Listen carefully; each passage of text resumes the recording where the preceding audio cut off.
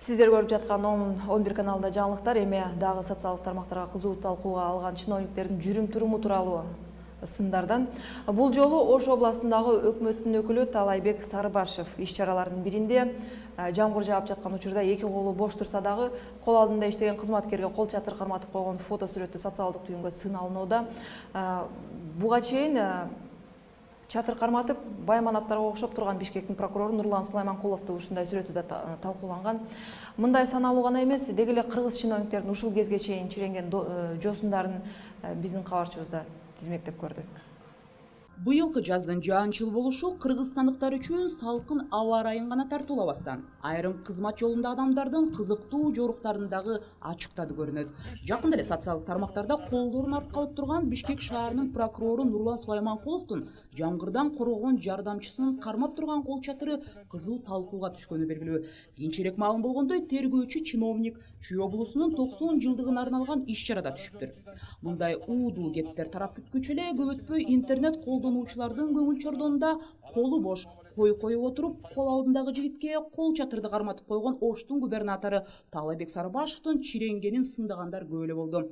Илгерки Байманаптарча каадаланып пейили күткөн чиновниктин отурушун айрымдары оожок катары баалашса, мындай жоругуу көп элдин кыжырын келтирди.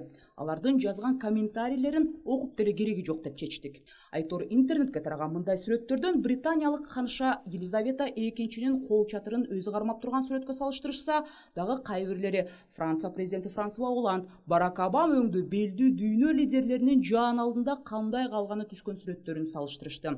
Жогорку кеңештин депутаты Кожобек Рыспаев талкууга жем таштаган сүрөттөр тууралуу мындай ойдо. Эми ошондой тенденция башкаларга көрсөтүүлөрдөн мурун да ушу мындай акчалуу бай адамдарга өтүп кетпесе экен деп тилеш керек да. Анткени ошол бай адамдар ошондой мамиле кылып баштайт, элдин арасында нааразычылыктар башталат. Мунун акчасы болсо эле, например, ушинтип эле торсой эле кыйын боло берет деп.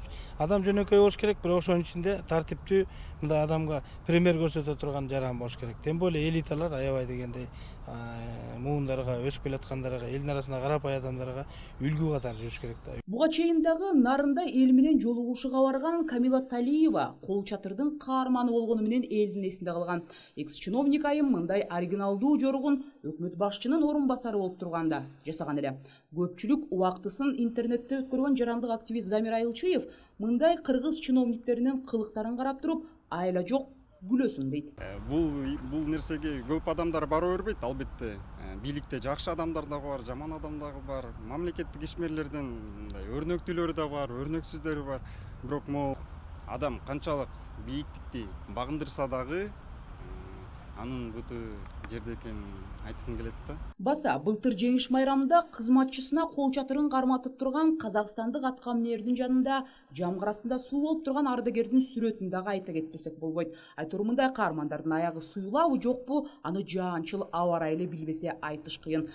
Канткен күндө дагы эл жүгүн аткарымыш этип жүргөн жогорку кызматтагы адамдар жамгырда калат деп кайгырбай деле койсок болчудай.